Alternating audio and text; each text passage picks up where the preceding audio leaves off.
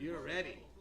Ahí está We ya are el getting tanque de close. agua. Two and Ahí, a half ahí, hours to ahorita voy para allá. impact. Stay on until NASA actually starts showing the spacecraft. We'll see how that goes.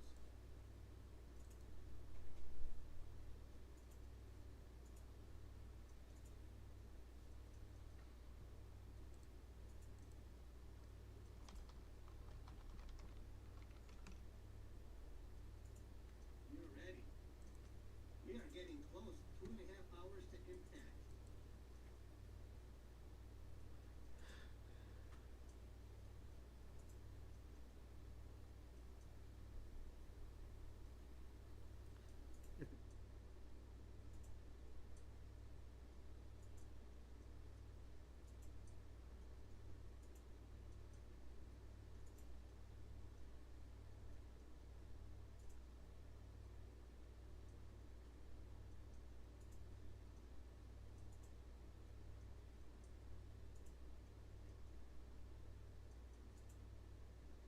You guys like stats? We've had 23,000 video views in the past 60 minutes, 86,000 overall.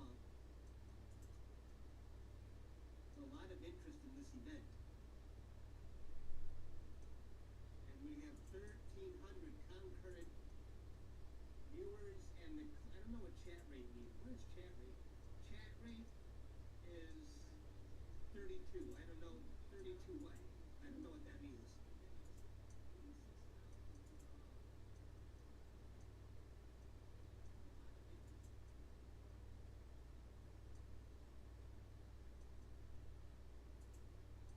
20. Wow, you're taking 5-minute exposures on M33. Easy live stack. Looking not bad. There's no way I could take a 5-minute exposure on a galaxy. Too much light pollution here. 32 per minute? Probably.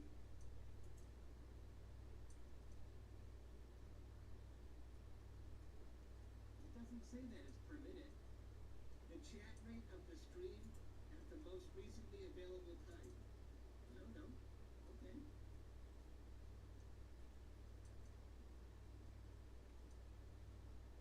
Who cares?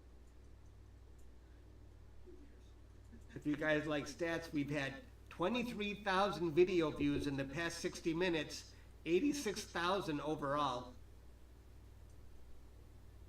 So a lot of interest in this event. And we have 1,300 concurrent viewers, and I don't know what chat rate means. What is chat rate?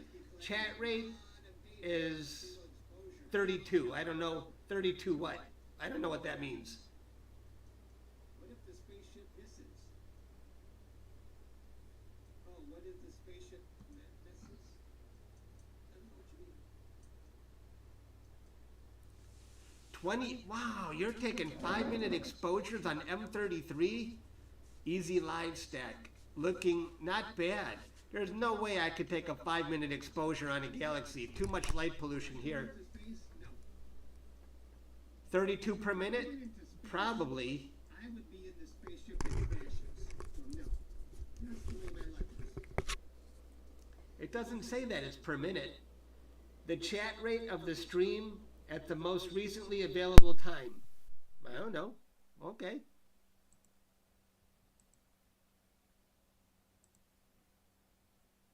Chat rate. I don't know. Who cares?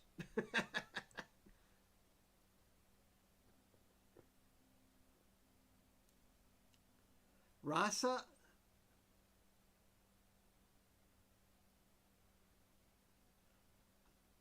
Wow. A 5-minute exposure with a fast scope like the Rasa? Your exposure, you must be collecting a lot of data for a single exposure. That's awesome.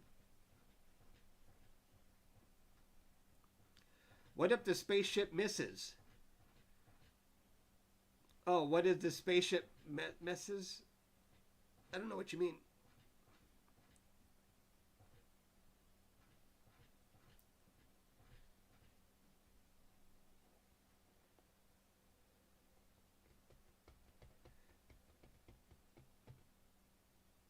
Would I go into space? No.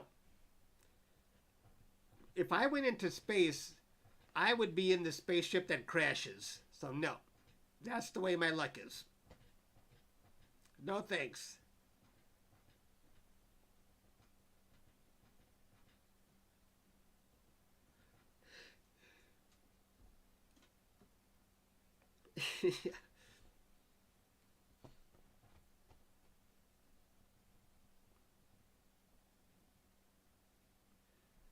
The next Dart 2.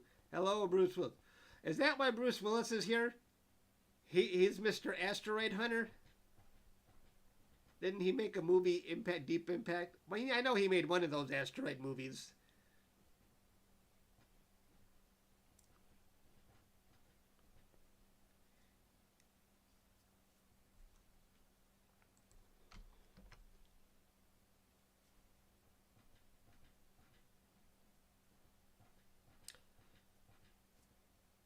It didn't impact yet. Nope. Not yet. 2.5 hours before until impact. Woohoo!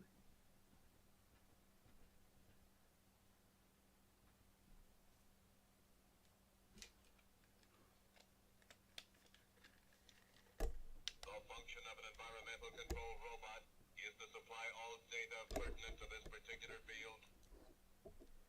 Cannot compute. Programming data insufficient. I will accompany you. You may need protection. Due to worn conditions of memory bank, compliance impossible. My power supply is getting very weak.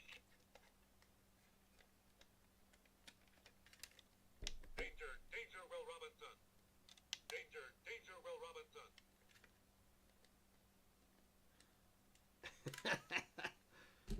Yeah, that's my robot lost in space.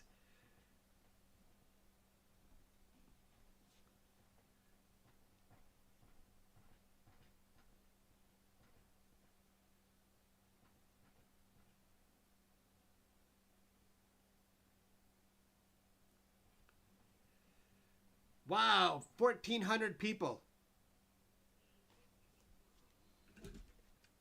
Maybe my robot was getting us more people.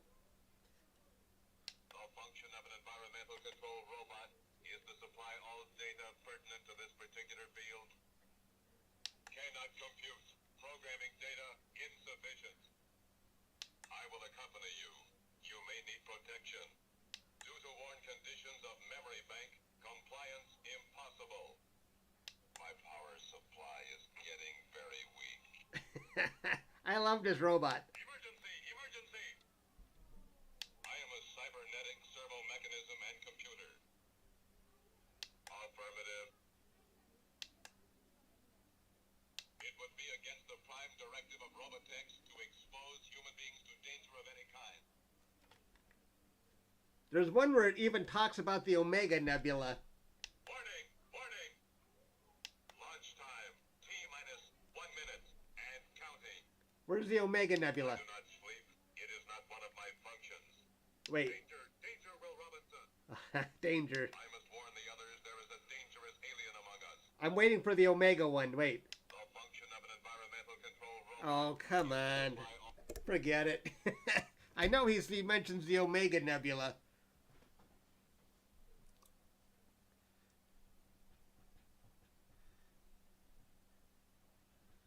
We are getting close, folks. 2.5 hours to impact.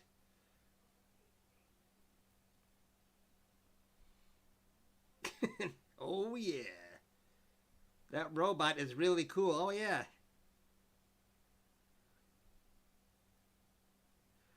No, I did not watch it. Is it any good? I mean, the old series was hilarious because the robot, he would mock people, he would laugh, he would cry, he'd play guitar. It was so funny. He acted like he would cry and hold the Kleenex up to his medal. I know the robot would never be like that in the new series. The robot was a riot.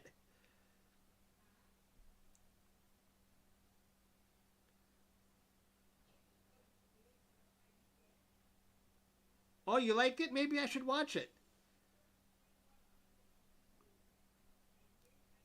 Did you guys ever see? It's on. I watched it on Disney Plus. Ryan Reynolds in Free Guy. I'm not a gamer, but I liked that movie. It was really good. I got most of the jokes. Free Guy.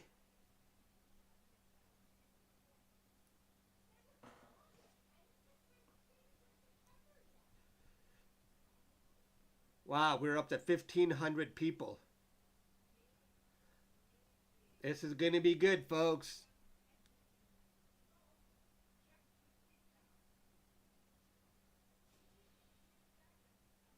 Free Guy is okay. I thought it was great. My nephew said, nah, it wasn't what he was expecting, but I liked it. We have 1,522 concurrent viewers. Nice that it's going up. Yeah, are you guys subscribing? I hope you're subscribing to my channel. I've had 800 people subscribe today, which is higher than my normal about 500 per day lately. So this live stream has definitely given me a boost.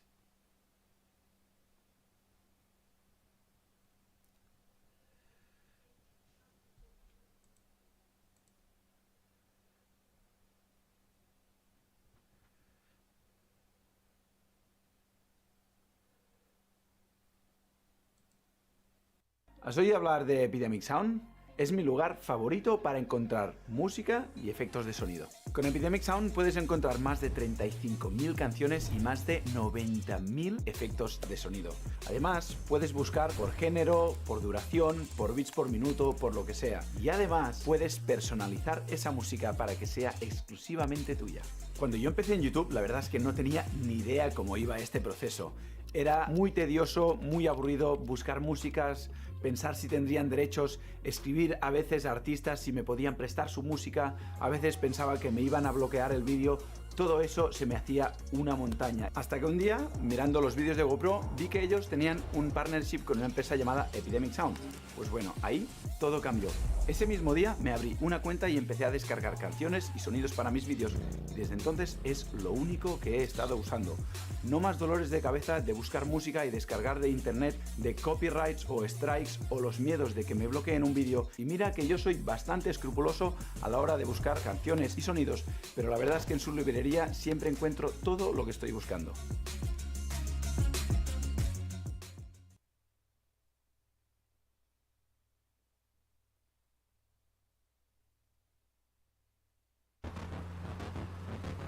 ¿Qué nos hace imparables? Tener lo que se necesita para cumplir con las exigencias del trabajo duro.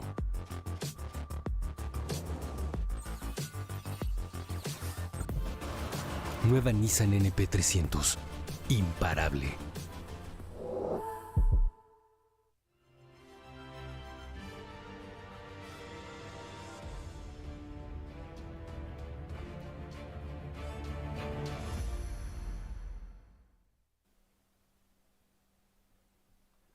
I'll be right back. I need a drink of water. I'll be right back.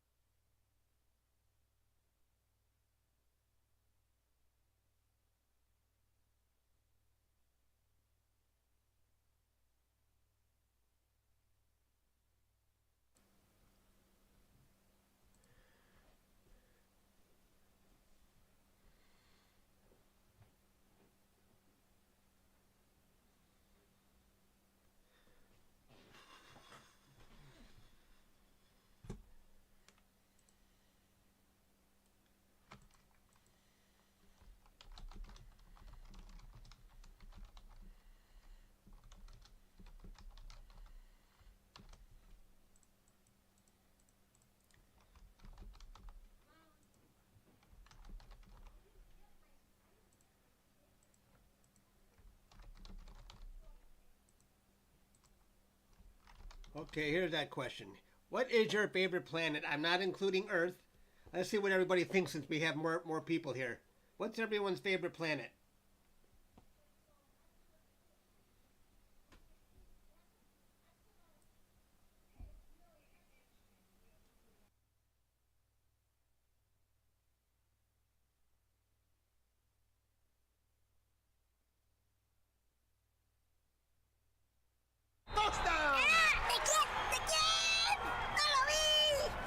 Que el hambre no te vuelva un fancito. All right, we got over 500 votes. So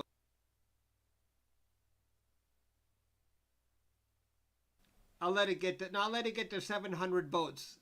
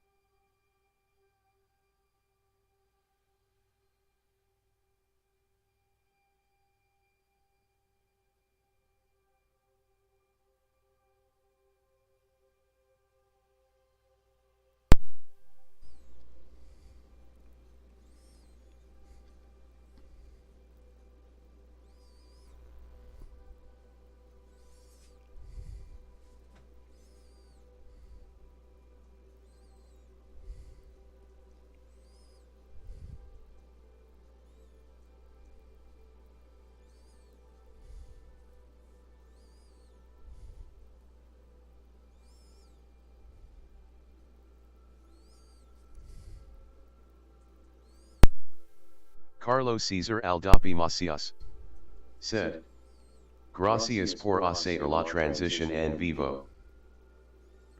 Ok, gracias por pasar por aquí, Carlos. Aquí seguimos. Faltan 2 horas y 10 minutos para el impacto. Pero vamos a seguir. Gracias por pasar por aquí.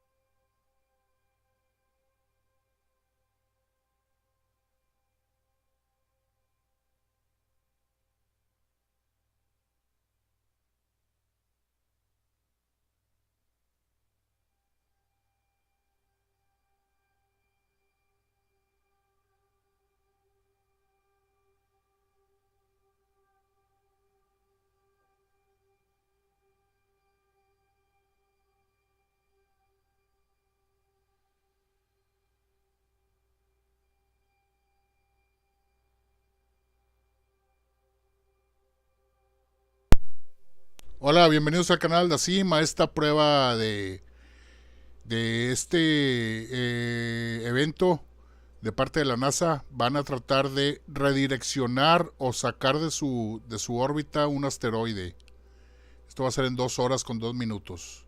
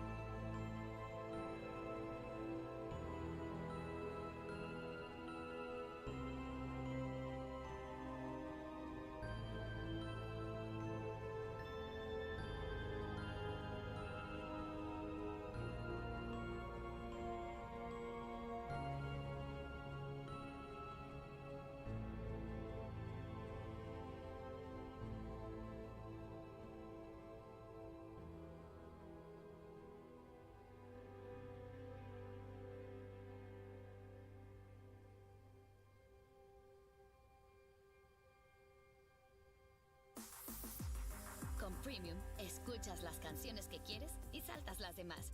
Eso significa que solo escucharás la música que quieras, con saltos ilimitados y sin anuncios en cualquier dispositivo. Cámbiate a Premium para escuchar contenido a tu antojo. Toca el banner para obtener más información.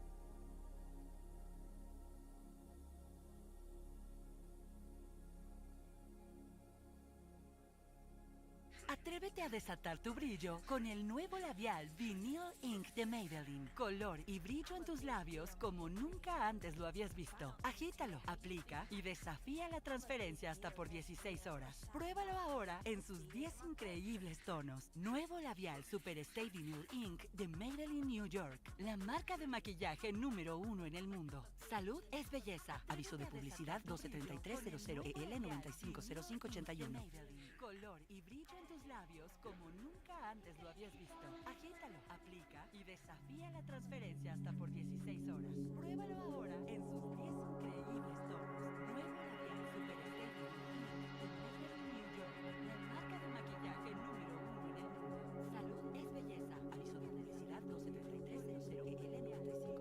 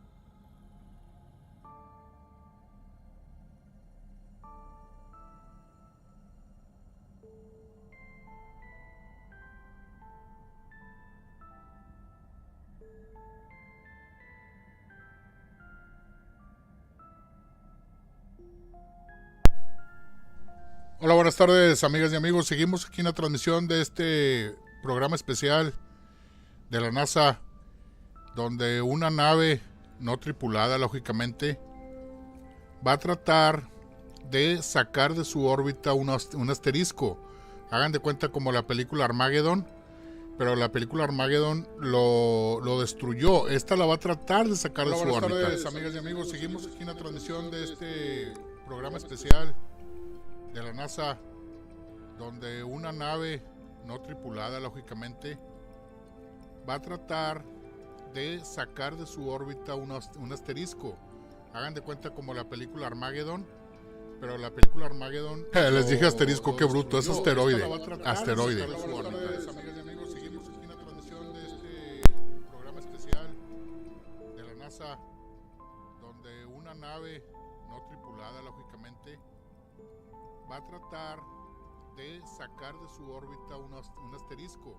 Hagan de cuenta como la película Armageddon, pero la película Armageddon... Les dije asterisco, qué bruto, es asteroide. Asteroide.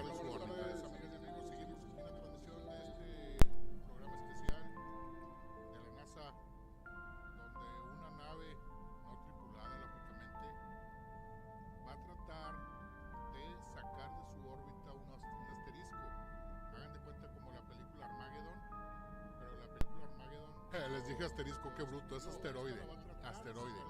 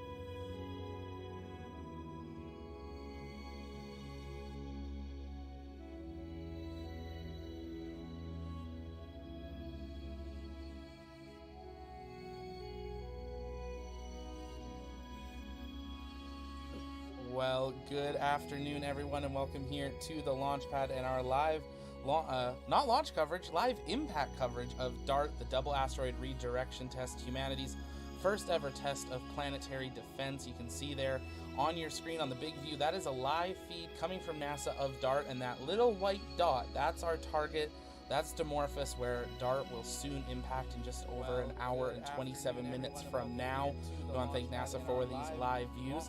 I'm not alone today in the studio. I'm joined by Kieran. Kieran, how's it going? Thank you. Good to be here.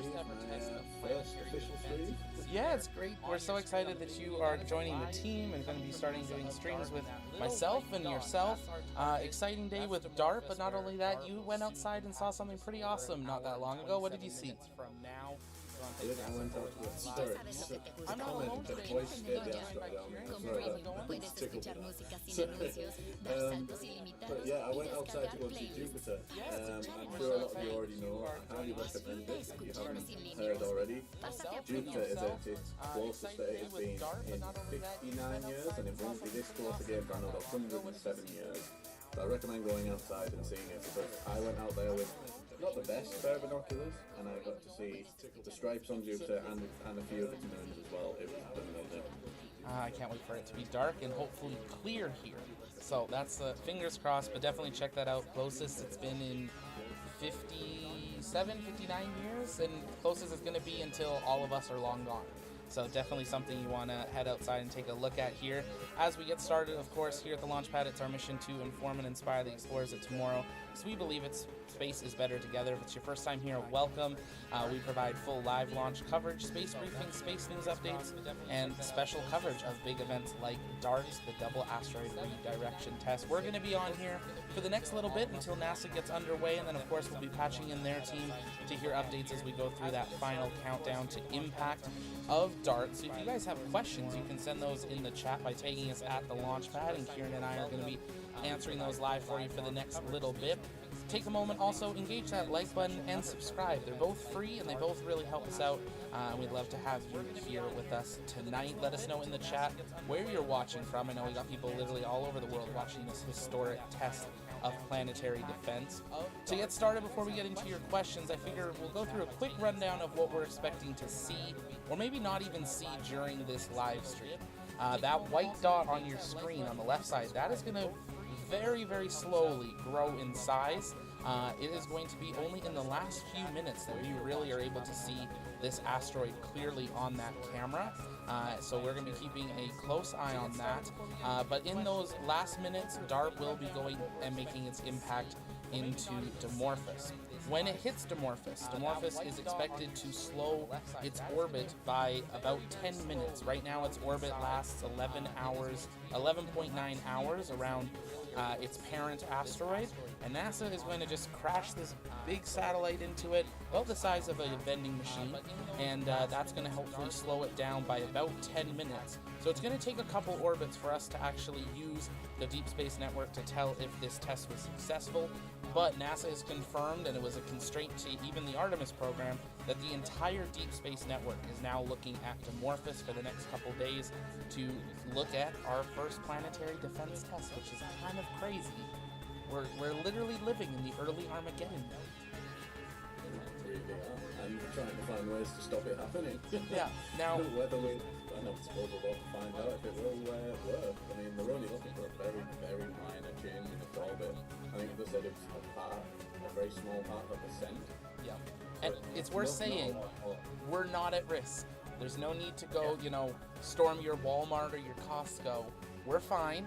NASA has calculated that even if this was a magnitude of like 100 times the impact, this Dimorphos will not be able to change its orbit in any way that will affect its parent asteroid, that either would ever become a danger to Earth or any other planetary thing around us. That was all calculated. That's why this is such a... We're fine. NASA has calculated that even if this was a magnitude of like 100 times the impact, this Dimorphos will not be able to change its orbit in any way that will affect its parent asteroid, that either would ever become a danger. Seguimos transmitiendo aquí en vivo lo que va a pasar. Como dicen los expertos, como dicen los expertos, este asteroide no va a ser destruido. La nave va a aterrizar o va Williams Gamer said, Hola hermano Aldacim. Hola Williams, ¿cómo está? Bienvenido. Said, Saludos desde Chile. Saludos hermano, bienvenido. Como les decía, esta transmisión es especial. Vamos a presenciar la nave va a aterrizar. Va a tratar de sacar de su órbita. Hola Williams, ¿cómo está? Bienvenido. Saludos desde Chile. Saludos hermano, bienvenido. Como les decía, esta transmisión es especial. Vamos a presenciar la Williams Gamer said, Muchas gracias hermano igualmente.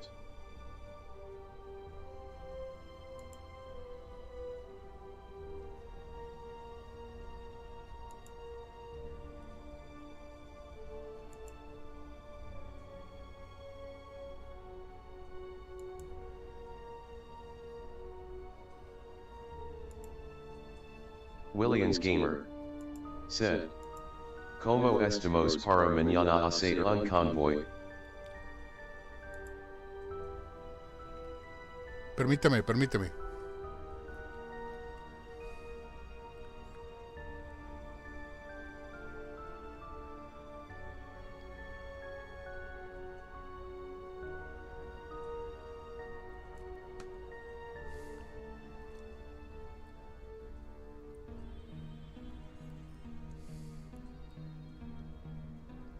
Williams Gamer said, En el mapa de un amigo.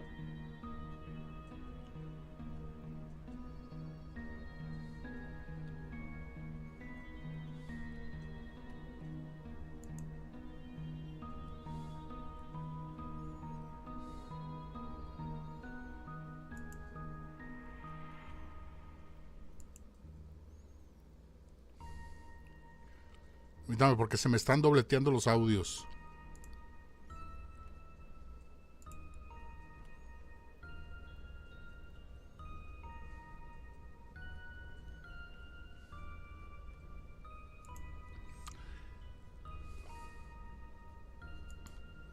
Sí, como les decía, esta nave que se llama DART, por sus siglas en inglés, quiere decir Double Asteroid Redirection Test, o una prueba de redireccionar el asterisco o sacarlo de su órbita.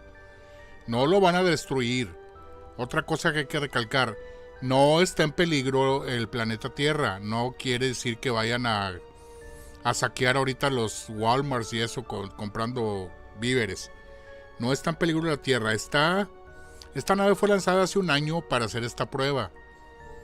Ok, va a tratar de sacarlo de la órbita en el que está el asterisco. Que la órbita no afecta a la Tierra, cabe mencionar. Y se supone que no lo va a destruir como Armageddon, para que no caigan pedazos en la Tierra. Entonces, eso es lo que va a pasar.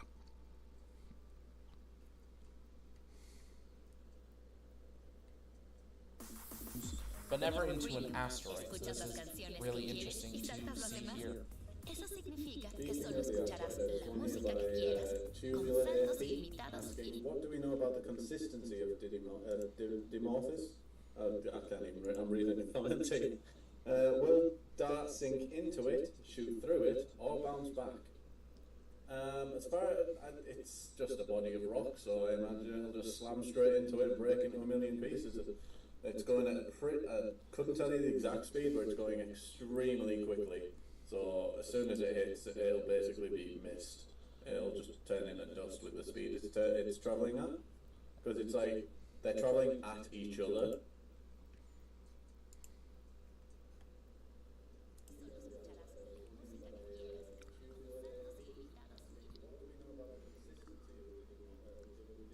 Sí, como les digo, el asteroide se llama Dimorphos y va a tratar de sacarlo de su órbita. No está en peligro la Tierra ni nada, ni no lo va a destruir, se supone. Entonces no va a haber que ir a hacer compras de pánico ni nada de eso. Falta un poquito más de 1 hora y 1 hora y 15 por ahí para el evento. Así que seguimos transmitiendo. Y gracias, hermano, por estar por acá, Williams. Aquí seguimos.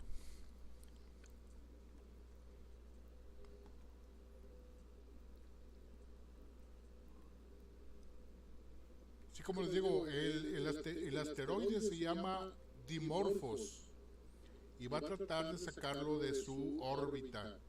No está en peligro la Tierra ni nada, ni no lo va a destruir, se supone. Entonces no va a haber que ir a hacer compras de pánico ni nada de eso. Falta un poquito más de 1 hora y 1 hora y 15 por ahí para el evento. Así que seguimos transmitiendo. Y gracias, hermano, por estar por acá, Williams. Aquí seguimos.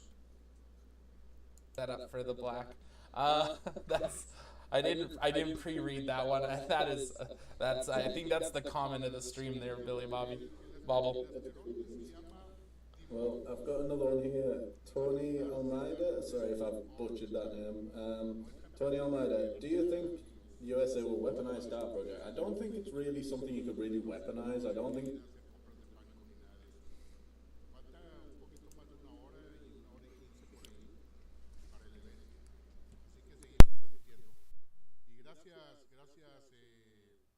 Hermano, por estar por acá, Williams. Aquí seguimos. Set up for the black.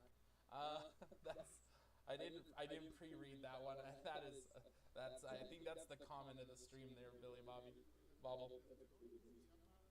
Well, I've got another one here. Tony Almeida, sorry if I've butchered that name. Tony Almeida, do you think USA will weaponize Star Project? I don't think it's really something you could really weaponize. I don't think...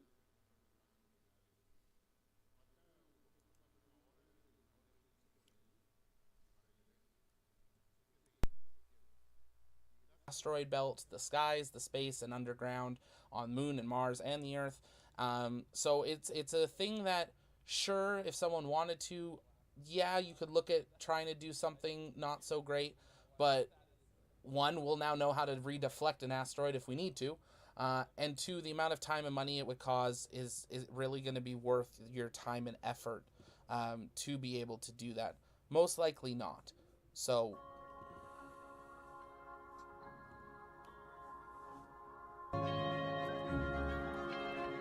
let's see that SpaceX, NASA's going live here. We're just going to look at patching them in here in just a brief moment. Again, keep sending your questions in the chat and tagging us at the launch pad. We'll be working on answering those over the next little bit of time here. One, we'll now know how to redeflect an asteroid if we need to. And two, the amount of time and money it would cost would be worth your time and effort to be able to do that. 1 at 1:20 a.m. That's Eastern Time on November 23rd at 10:21 p.m. From Vandenberg. Is that actually the launch from? Start that one more time. I think we lost you at the beginning of it. We have what, sorry? Start one more time. We lost the beginning of that. Oh, right, sorry, my apologies. So that was an answer to the question from HM Doppelganger about when did that launch. I was just saying that it launched from Vandenberg on November 23rd, 2021 at 10:21 p.m. Live from Laurel, Maryland. This is NASA's coverage of the double asteroid redirection tests planned Impact with asteroid Dimorphos. In a galaxy where asteroids have pummeled planets for billions of years, now one planet strikes back. It's crazy that it's already been that long since this launch. I remember it launching and it was big news, you know. NASA launches planetary defense mission, and it seems so far away for us to actually get to this mission, yet here we are you know, just now over an hour away from impact into Dimorphos. NASA is getting all spooled up here. We are keeping an eye on that, so we are going to patch them in here in just a moment. Listen into at least a starting update. Keep sending in your comments and questions. We're going to be working on answering those in the chat. And take a moment and share out the stream, as it really helps out as we count down 1 hour, 12 minutes, 30 seconds until humanity's first ever planetary defense mission. Let's listen in to NASA and Mission Control. It's already been that long since this launch. I remember it launching and it was big news, you know. NASA launches planetary defense mission, and it seems so far away for us to actually get to this mission. Welcome, and thank you for joining us from Johns Hopkins Applied Physics Laboratory, home to the DART Mission Operations Center. I'm your host, Tahira Allen with NASA Communications, and tonight we're following the real-time journey of the DART spacecraft and its planned collision with asteroid Dimorphos. The Double Asteroid Redirection Test, also known as DART, is the world's first planetary defense test mission of its kind. At 7:14 p.m. Eastern, it will demonstrate an asteroid deflection technique known as kinetic impact. Rest assured, this is only a test. The asteroid DART intends to impact is not a threat to Earth now, nor will it be after the collision. We have live views of the action from space, so keep an eye on the DART cam in the lower left-hand corner of your screen. Right now, you're only seeing a black screen with a single point of light. That point contains 2 asteroids in it, Didymos with a smaller asteroid named Dimorphos orbiting around it. As long as we continue to receive these live views from DART, we're going to keep that feed up on your screen. As we get closer to impact, the asteroid will begin to take shape, and eventually Dimorphos will fill your entire screen. You'll also notice a countdown clock indicating how close we are to impact and a progress bar that'll check off key milestones along the way. Now, as we follow pre-impact operations, we invite you to join us as we check in with Mission Control for live updates and track DART's final milestones.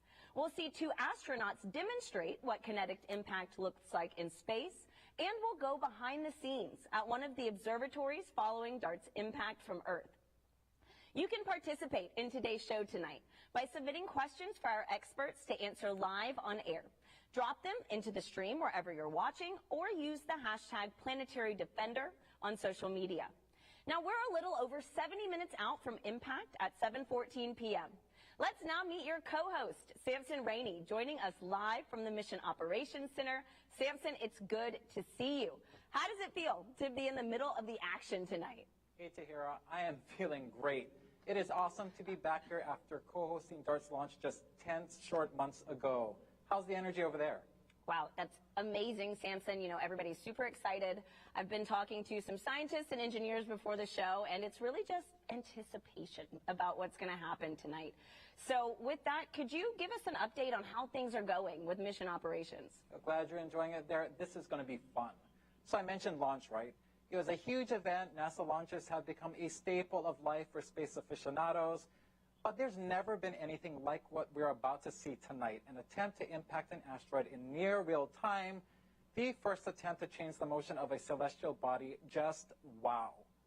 If we hit that asteroid, Tahira, I think we're going to see a whole new side of this team that we've never seen before. Because let me tell you, since launch, these engineers and scientists have been eating, sleeping, and breathing this mission. This center has been like a second home for them as they've been monitoring the spacecraft's health and managing everything from propulsion to the power supply, guidance, and navigation. The list goes on and on. They've run countless simulations and have rehearsed for this moment time and time again, preparing for anything, and I mean anything that could possibly happen. A quick recap of the last 24 hours. No surprise here, they've been busy.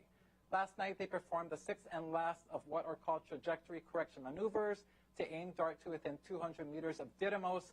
Then they worked straight through to this morning to make sure that all went smoothly. Then they soldiered on to get us ready for tonight. And here we are, about an hour and 10 minutes from impact, and we're now in what's called the terminal phase, meaning that SmartNav, the autonomous navigation system, is actively guiding the spacecraft as it was designed to do for its final 4 hours. I also received word minutes ago that DART has reached another critical milestone, Draco, the eyes of SmartNav, is able to detect Dimorphos. This is a major goalpost, I have to remind you, because up until now, Draco has only been able to detect Didymos, the much larger asteroided orbits. The next major milestone we're waiting for is for SmartNav to be locked on or targeting Dimorphos. We'll get more into what that means later. Lots more to come as we draw closer to impact. Back to you, Tahira. All right. Thank you, Samson. It feels good to know that we are detecting Dimorphos.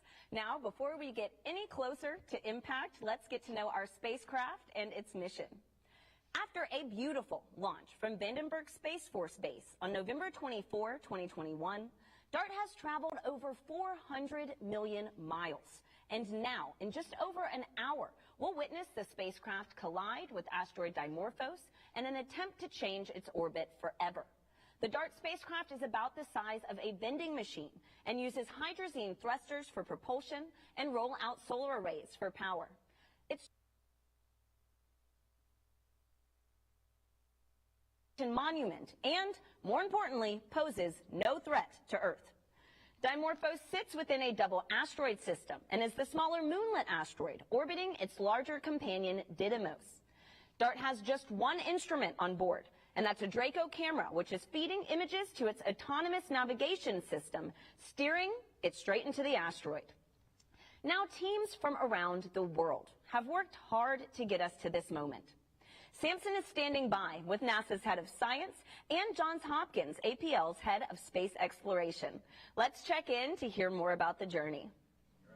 Thanks, Tahira. To help give us some insight into what it takes to imagine, much less attempt, a mission this ambitious, I have with me Thomas Zerbukin, Associate Administrator for NASA's Science Mission Directorate, and Bobby Braun, Space Exploration Sector Head at Johns Hopkins APL. Gentlemen, thanks so much for being here. Thank you. Thomas, I'll start with you. The mission, this team has been through an intense journey, years in the making, and they're now on the cusp of doing the seemingly impossible. Muy bien, ahora ya tenemos la transmisión directamente desde la NASA, desde el canal de la NASA. Ya no estamos con otra transmisión y ya estamos ahí.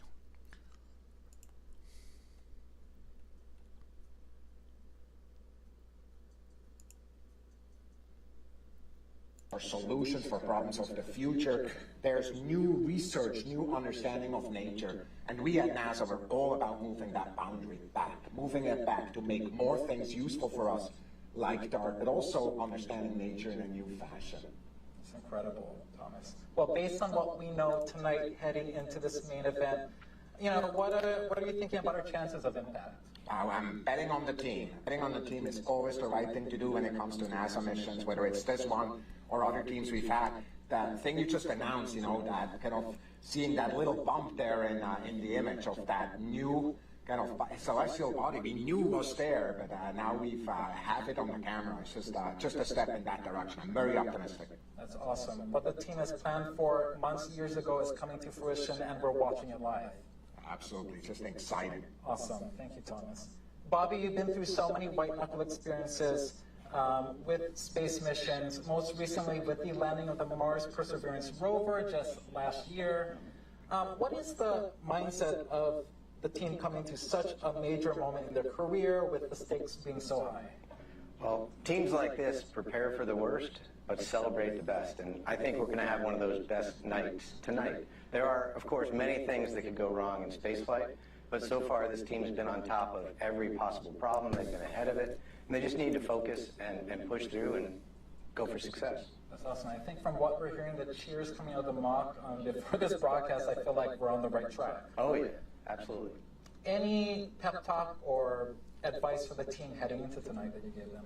Well, I've been in the mock several times today talking with the team. They're calm, they're cool, they're collected. I basically told them just follow the data, trust in each other, trust in themselves. They've prepared for this moment for years, and so they know this better than anybody. And as a team, they're going to get through this successfully. That is awesome. Thank you both. That's great words of wisdom for moving forward in space, and it seems like the team is in good hands with themselves. All right, Tahira, we're attempting the once unthinkable, but the team has prepared for this moment now to keep a steady course on this last mission-defining leg. Back to you. All right, thanks, Samson. I mean, it is incredible what the teams are pulling off tonight. This is a first-of-its-kind mission, testing a way to one day save our planet from a hazardous asteroid. Now, we asked astronauts aboard the International Space Station to show us how this technique works in microgravity, and they had some fun with it. Now, before we get to the video, I urge you to keep a close eye on Shane. He's going to be in the blue shirt and standing in for asteroid Dimorphos. A white object is about to come crashing into him. That's our spacecraft. You'll notice how the impact of the crash moves Shane's position in space. This demo, much like DART's test, relies on the energy transfer from a collision to change the motion of an object. The method, which is called kinetic impact deflection, is the technique DART will test at 7:14 p.m. Eastern. Let's take a look. So what I'll do, Shane's going to be the asteroid, and I'm going to be the NASA DART mission. Oh, this CTV, more exactly, is going to be a spacecraft. I'm going to try to throw it, and we'll look at the effect of that mass coming at him and the kinetic energy transfer from the CTB to Shane. Shane will be perfectly stable. It's not an easy test. You ready? All right, here it comes.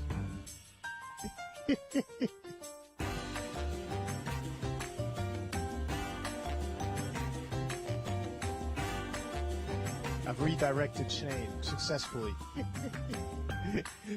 Pretty good. All right, now back on Earth, we're taking your questions live in just a few minutes. Send them in using the hashtag Planetary Defender and stand by. It's time now for our first status poll update.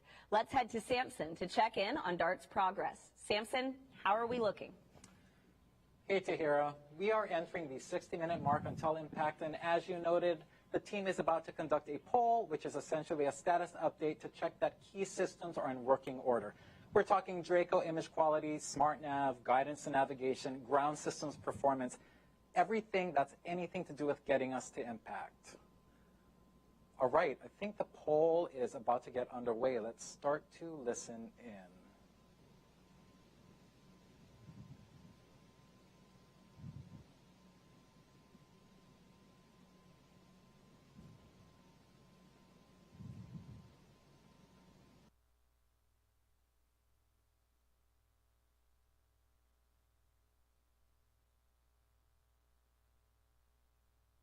Which is essentially a status update to check that key systems are in working order. We're talking Draco image quality, smart nav, guidance and navigation, ground systems performance, everything that's anything to do with getting us to impact. All right, I think the poll is about to get underway. Let's start to listen in.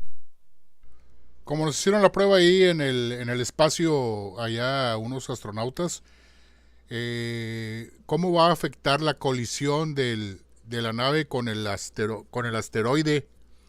Y lo va a tratar de sacar a su órbita. Eso es lo que están tratando de, o sea, eso es lo que ahora están demostrando ese ejemplo. Pero volvemos a la transmisión original.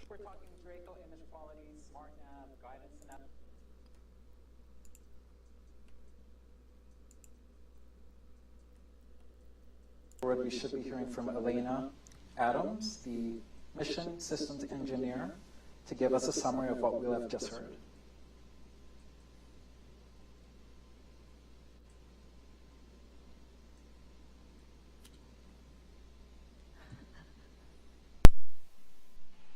All right, folks, we're an hour prior to impact. Woohoo! And we're seeing Dimorphos, so wonderful, wonderful. All right, let's do our poll.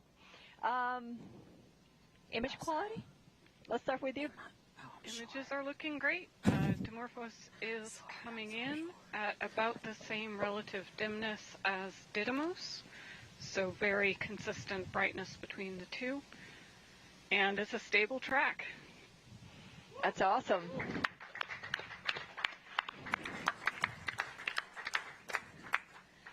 All right, SmartNav?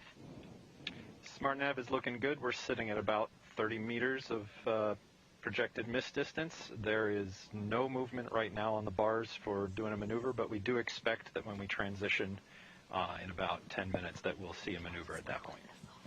Yeah, that's great. And at this point, because we have a stable track, we do expect to transition over at that correct. time. So that's really good. Whew, that's good. All right, GNC. GNC is nominal. We're ready to burn. El puntito que ven ahí es la cámara de la nave, del DART.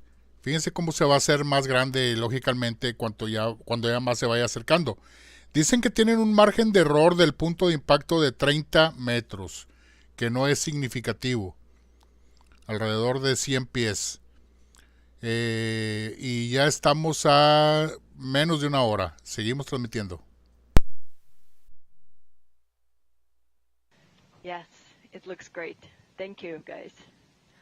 All right, one more poll after this, but in the meantime, we're going to hopefully transition at 15 minutes to locking. So, el puntito que ven ahí es la nave del DART.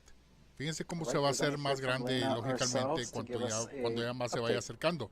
Dicen que tienen un margen de error del punto de impacto de 30 metros, que no es significativo. That sounded like a great poll. Any words about what we just heard? Oh, we're very excited. We are starting to see Dimorphos for the first time. It is looking great. It is just about the same dimness as Didymos as we expected. And so we are getting ready to transition. We have a stable track at this point. It's about 7 pixels in size. And yeah, we're ready to go. It's great news, Lena. Thanks so much. I'll let you get back to it. Thank you. Wow, that's a great update. Joining me in reacting to that bit of news is Angela Stickle, planetary geologist and a DART investigation team lead. Angela, you just heard the poll. You just heard things seem like they're going really well. What are you feeling? What are you thinking? Oh, I'm so excited. This is fantastic. We can see Dimorphos, and we're on our way. Gosh, basically we just gotta keep humming along, right? Right. It's awesome. Heading in. Gosh, well, let's quickly talk about the next major milestone that's ahead of us, locking on target with Dimorphos, which could happen as early as 10 or so minutes from now. Right now, SmartNav is still targeting Didymos, right? But locking onto Dimorphos means, all right, Dimorphos, you are bright, you are consistently bright enough, I'm ready to start targeting you. Can you dive into what that means a little bit more? Yeah, exactly. So SmartNav is looking for bright parts of the image, and so as Dimorphos gets closer and it's brighter and bigger, SmartNav will just target onto it as opposed to Didymos, and we'll be on our way to impact. That is awesome. Thank you, Angela. That's very cool stuff. Good luck with the rest of the evening. Thank you. Great. And while we wait, we want to invite you to celebrate the life of an important member of our DART team. Pulling off extraordinary events requires extraordinary people. And Ray Harvey was just that. A leader, an engineer, a friend. Ray devoted his life to making the impossible possible. Tonight, we pay tribute to DART's former mission operations manager. Ray Harvey was our mission operations manager for DART, but I've known Ray since I've been at the lab, which is about 14 years. As a young engineer, having people like Ray was actually extremely important because you could go ask Ray a question. He would tell you a joke, but he would also give you an answer, so you didn't feel awkward asking questions. You would just feel good coming out with more knowledge, but also you had fun in the process. I've known Ray probably since I started working here almost 25 years ago, and he was always like a good mentor and a sounding board for anything we were doing. I think everybody learned something from Ray, his leadership skills, how to treat people, how to work as a team. Ray was a pretty amazing person. Even though he was fighting this terrible disease, he made it a point to be involved in all the rehearsals and all the activities going on DART. He led the mission operations team to the last few days of his life. He was really hoping to make it to the end of this mission. He meant so much to this team and to getting us to this point. It represents so many years of hard work of him and also the team, but him leading that team. And so the DART spacecraft is a tribute to Ray. We are hoping that this experience kind of goes out to Ray and to his family. We will really miss him, and we already miss him.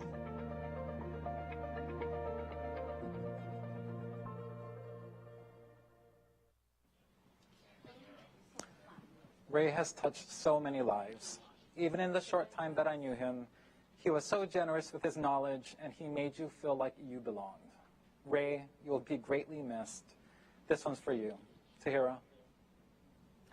Thank you, Samson, for that beautiful dedication.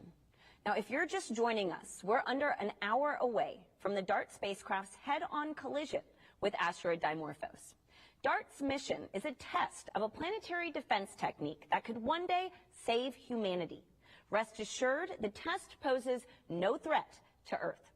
The spacecraft is almost 7 million miles away from us right now, and you're watching a live stream of its approach to Dimorphos.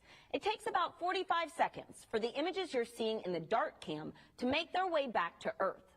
Any moment now, we should learn if DART is ready to commit to impact. While we wait, I'm here with Andy Rivkin, DART Science Investigation Lead, and Mallory DeCoster, DART Impact Modeler. Andy, Mallory, while we wait to learn if DART is ready to commit to Dimorphos, I can't help but wonder, why this asteroid? That's a great question. The way that the double asteroid redirection test was designed, it was to measure the period change in a binary asteroid system. So we needed a binary asteroid, so that eliminates some number of objects. We needed something with a moon that was small enough that we could move it with a strike from a spacecraft, but not so small that we wrecked the moon. So when you kind of tick off all the possibilities, Didymos really ended up as the best choice and really the only choice that would provide a mission in this time period. See, I want to go back to that. You mentioned having a moon that we could push but not destroy. Could you, now in pop culture a lot, we see that, oftentimes the idea is to just totally try to demolish the asteroid. Why have we chosen to not test that technique this time? Yeah, the conventional wisdom for planetary defense is that you don't want to disrupt an object and blow it into a zillion pieces, but you want to keep it intact and just move it all as one piece. Because if you move it all in one piece, then you can keep track of it a lot easier. If you blow it into a million pieces, then some of them might still Earth, and you don't want to miss a thing. Yeah, we might have more issues then. So we know that we have the perfect test subject. Mallory, now can you help us understand how, if mission success, DART's mission tonight can help improve models for mitigating hazardous asteroids in the future? That's exactly right. So we stand to learn a lot from this DART impact. DART is both a technology demonstration as well as a really big science experiment.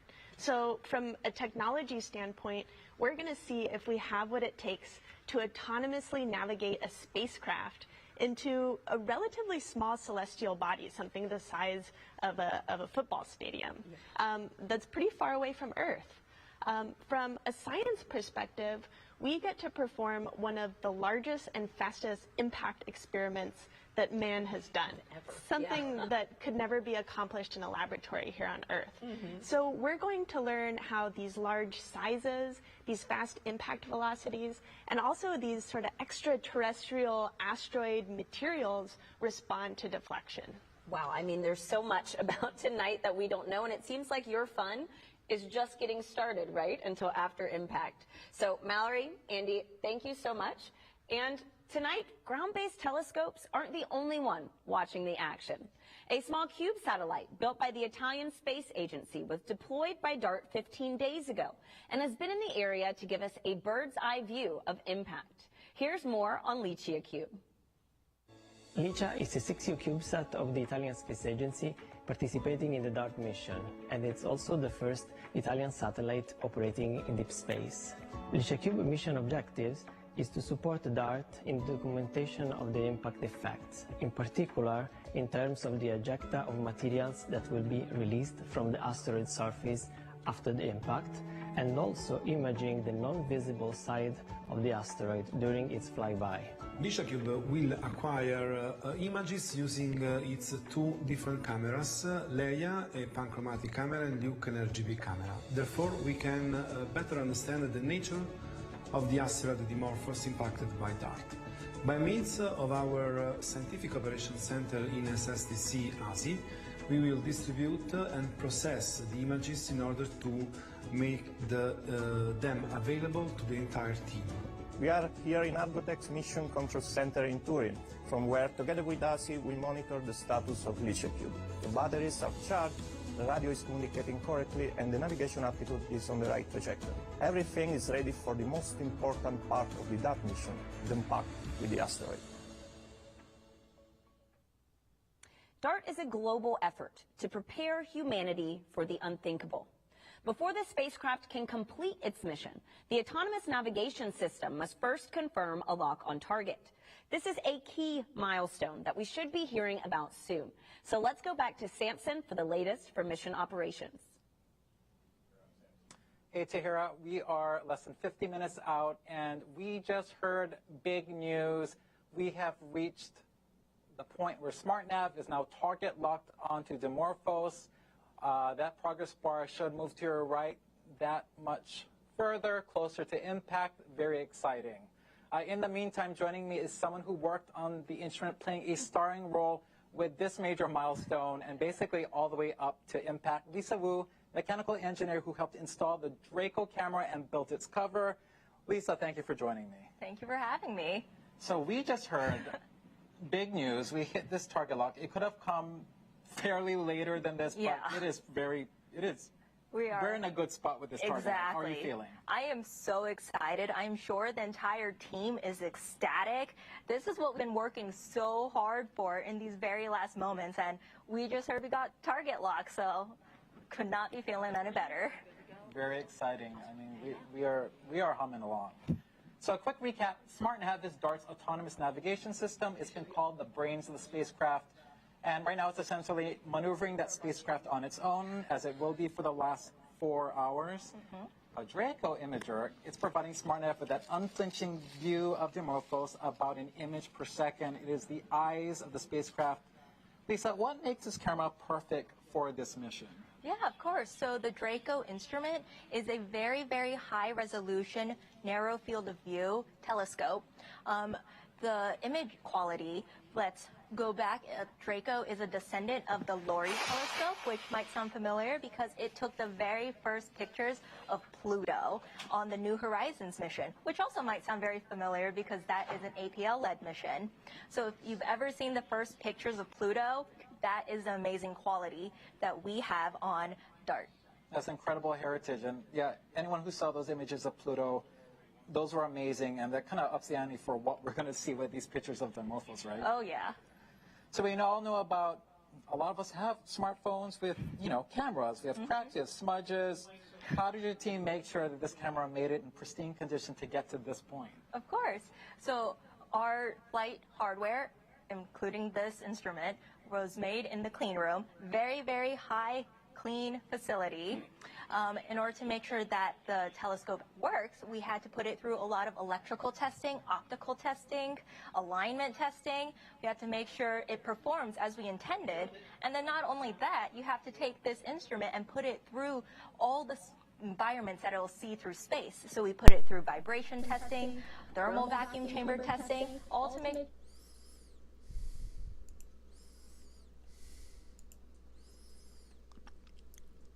Seguimos con la transmisión de la NASA directamente. Ya faltan 45 minutos para el impacto. Están diciendo no hagan compras de pánico ni nada. No va a afectar la Tierra porque no lo va a destruir. Lo va a intentar sacar nada más de la órbita. Que la órbita que trae ahorita no va a afectar a la Tierra. Para que sigan ahí. Seguimos.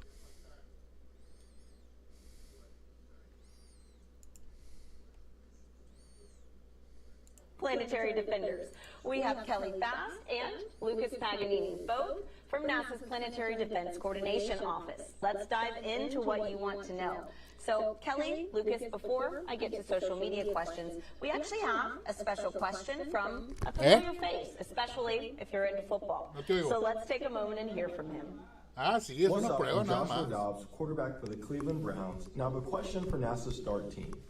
On the field, I have to use precision passing in order to get the football in the hands of my teammates, and at least I can see where they are. For NASA's DART team, how are you able to aim a spacecraft at an object so far away? You know, that's a really good question, Kelly, and I mean, we haven't really done this before. How can we aim? Right. Well, but I have to say, Joshua does in a few seconds what we've taken, years to do.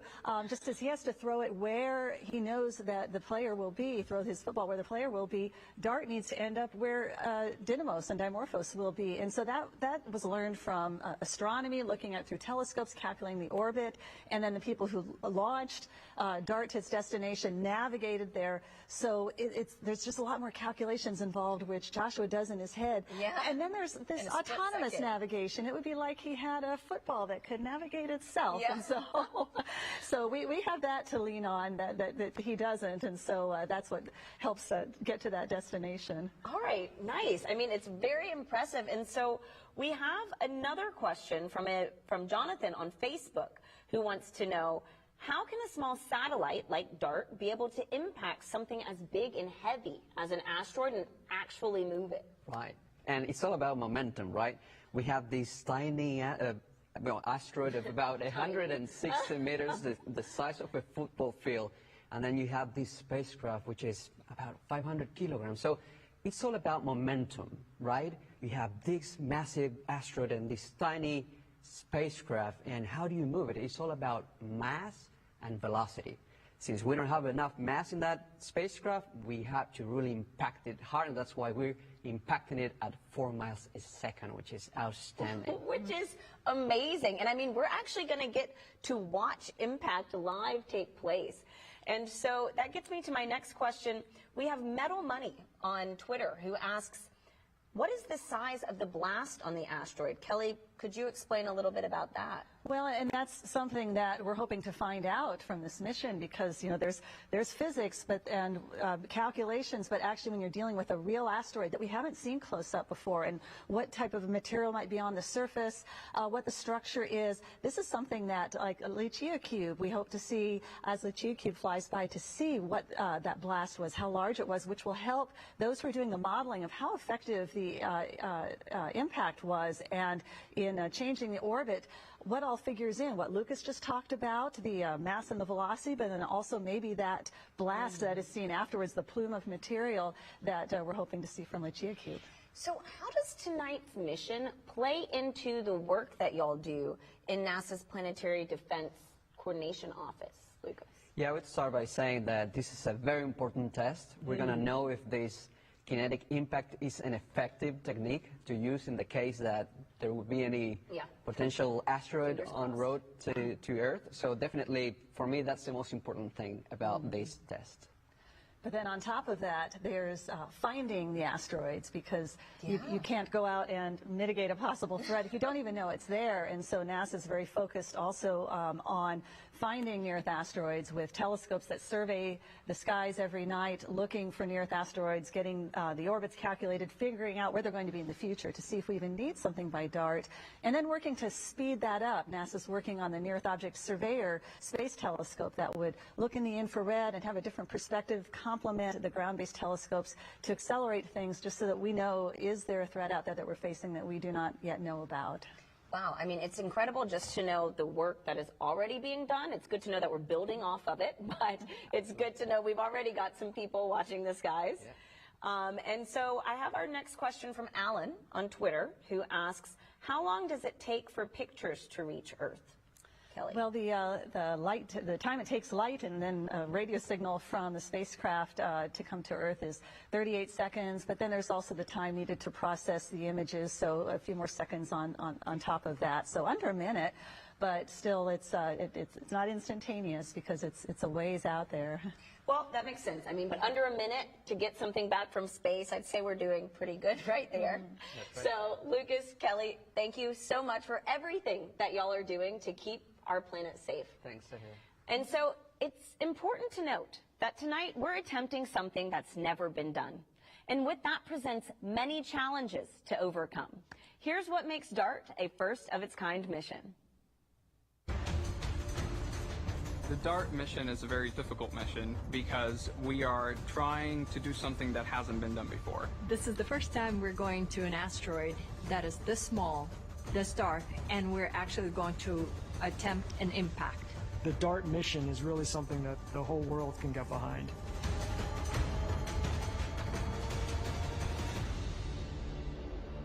We're doing this mission to prove that we can deflect an asteroid if we find one that is on an impact course for Earth. We are trying to hit an asteroid 163 meters wide, which is about the size of the Washington Monument, while flying at 6 kilometers per second, which is like going from New York to DC in about a minute. There is no chance that this asteroid could ever hit Earth. It's a very small asteroid. It's only about the size of a small football stadium, and it's almost 7 million miles away from the Earth. That's 28 times the distance between the Earth and the Moon. There's kind of a limit on how much mass you can launch into space. You know, rockets are only so big. So our spacecraft is only the size of a golf cart. Draco is the primary instrument on the DART spacecraft. It is the camera that is going to be imaging the Didymos system as we approach. When we first see the asteroid through Draco, it's just going to look like a pixel. There's a star tracker on board that takes images of the stars and compares them to a known catalog to determine which way it's pointing in space. It poses the biggest risk because very, very small errors in this measurement can spell the difference between success and failure. And those measurements are going to be fed into the SmartNav algorithm that's going to be making the autonomous course correction commands that will put us on an intercept course. There is a very small probability that we don't hit the asteroid. Even if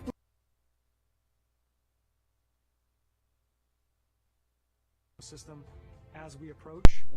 Ok, están diciendo ahí los expertos que el asteroide mide 116 metros, algo más o menos como un estadio de fútbol, ok, y la nave que lo va a impactar es del tamaño de un carrito de golf y pesa solo 500 kilos. Ellos le están apostando a la masa y velocidad. Lo va a impactar, dicen que a 6 kilómetros por segundo.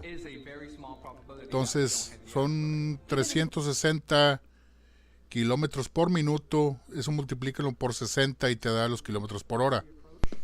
Eso es lo que a eso le están apostando. El asteroide mide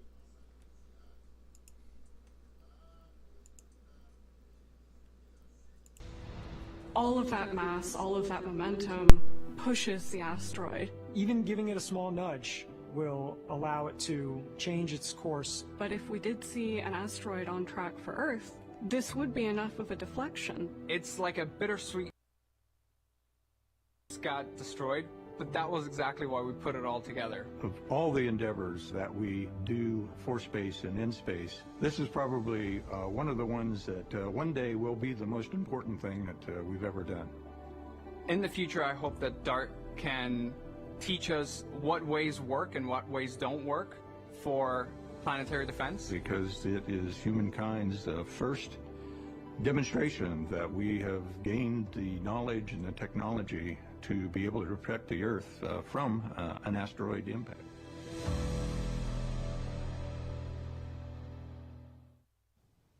Space exploration is rooted in pushing past boundaries. Remember, tonight is a test, and we hope to make impact. Now that you've learned of the challenges today's test, let's head back to mission operations and get a status update on DART's real-time progress. Samson, how are we looking? Hey, Tahira, we have 30 minutes to go until impact. As we heard earlier, so far so good. SmartNav is now targeting Dimorphos. Thrusters are firing, maneuvering the spacecraft. Draco, DART's eye, playing paparazzi with Dimorphos, providing SmartNav with about an image per second. And this is a good time to remind you that what we're seeing on the Draco feed is delayed by about 45 seconds on account of signal delay and image processing. And coming up, we're about to see the team conduct a final poll, one last scheduled confab to make sure that all systems are go. And as we head to that, I have someone with me who knows a thing or two about ensuring spacecraft readiness and integrity. Betsy Congdon, DART's Mechanical Systems Engineer. Betsy, thank you so much for joining me. Thank you. So you led the team that literally put DART together, is that right, Betsy? Yeah, so my job is to make sure the engineers and the technicians all physically put all these boxes that you've been hearing, bolts and all onto a spacecraft altogether. I gotta ask, with a mission so ambitious, how many hours, how many years, how many people? Do you have any idea at this point? Oh, man. So, I mean, DART has been thought about for a long time, but really started in earnest about 5 years ago. We started building up the spacecraft and, in that assembly that I was talking about 2.5 years ago. And so it's been hundreds of hours, to make something like this possible. People with all sorts of talents. You've seen a lot of them today. That's incredible. And so we're heading up toward another status update, as I said earlier. And as we all know, space is a unique and challenging environment. When you're assembling DART, what were the key boxes you were checking off of that very long quality assurance list to get the spacecraft to where it is right now and hopefully till impact? So space is very hard, and so what we do is each individual component, Lisa was talking about this earlier, goes through its own individual testing, and then we put the whole spacecraft together, and we will check out the electrical systems, making sure all the boxes are working and talking to each other. We put it into a vacuum chamber, make sure it's going to work in space, put it through all the different temperatures it's going to see, and then put it on a shaker table and actually mimic launch, and so it actually goes through all of that as a full spacecraft as well as individual components. So we go through a lot of testing, mission operations, mission simulations to get to this point. That's incredible. I mean, I don't know if you included, you mentioned so much, Ray. Is that also accounting for the temperature fluctuations in space? That's another key part. Yeah, so we have chambers here at APL that are specially built to take these spacecraft, put them into the vacuum of space, and run them through the temperature spaces that we're going to actually see. It's incredible. How many times do you check? Is it like one test and we're done, or are you sometimes testing and testing? Lots and lots of testing, and that's what makes it, so perfect. We're seeing these great images coming in because of all that testing and all of that work. So, you don't do anything once. You're doing it many times because once it's in space, there's not a lot of ways to fix it. Right. Well, do you ever, think about that one panel, that one component that gave you a little bit of heartburn in the clean room, and you're up at night thinking, I think that thing is going to hold true up until the end? Everything is looking really good. I will say, we had a lot of new technologies, which are really exciting. The Rosa solar arrays had never been integrated onto a spacecraft before, and so that was like a challenge, but one the team was up for, and now it's all ready and working perfectly. All these new technology demonstrations, I mean, it only adds to the complexity of this mission and to, testing things, I wouldn't say even more so, but it's just as critical. The new technology, everything has to be so to make sure it comes. Yeah, I mean, all of this new technology just requires extra testing, but that just gains confidence. You're seeing the team working through that, working through all these mission sims. So that's really what makes it exciting. You don't want to just do the same thing over and over. This is what makes APL a special place. We build these special spacecraft that, have never been done before. The last quick question for you. It's got to be a little bittersweet that a spacecraft you poured heart and soul into is about to careen into an asteroid. How are you feeling about that? I'm feeling great about it. It was designed to careen into the asteroid. It's meeting its destiny. So it's really exciting to see, and I can't wait for impact. Well, it is serving a purpose. I guess that's why it's easier to let it go. Exactly, very much so. That is awesome. Well, I think we are about to get into that final poll in the mock very shortly. So we're going to hear that final 30-minute poll, and then we're going to hear from Lena Adams again, DART's Mission Systems Engineer, to give us that summary of what we just heard, how she's feeling, how they're feeling in there. Very exciting stuff. This will be the final poll of the evening.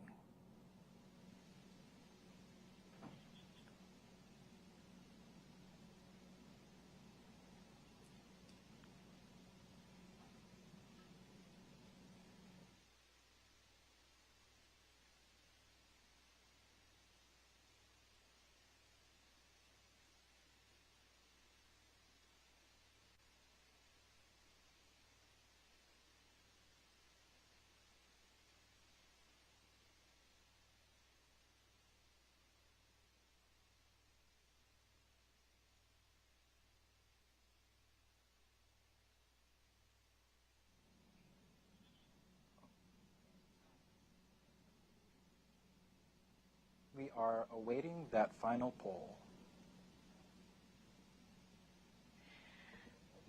This is DART MSC on DT Mock. It is time for the last status poll. Yes. We're about, 7,000 miles from Dimorphos at this point, so yay. All right, image quality. How are we doing? Still looking very good. Dimorphos still tracking along that same brightness predict as Didymos. That's great.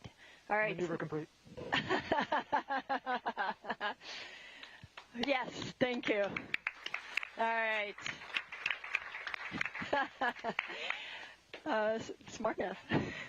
SmartNav is looking nominal. We're at under 30 meters of projected miss distance right now. Yeah, it's looking really good. Look at that. That's looking fantastic. Very excited. All right, GNC.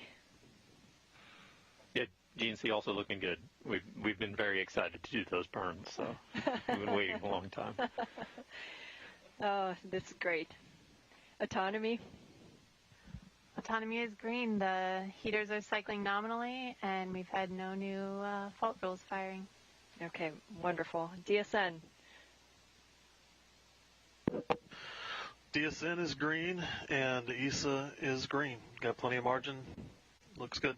All right, ground systems. Ground system has been helping a few users manage clients, but everything is going fine there, and we are green. Yes, wonderful. Thank you, guys. Completes the poll.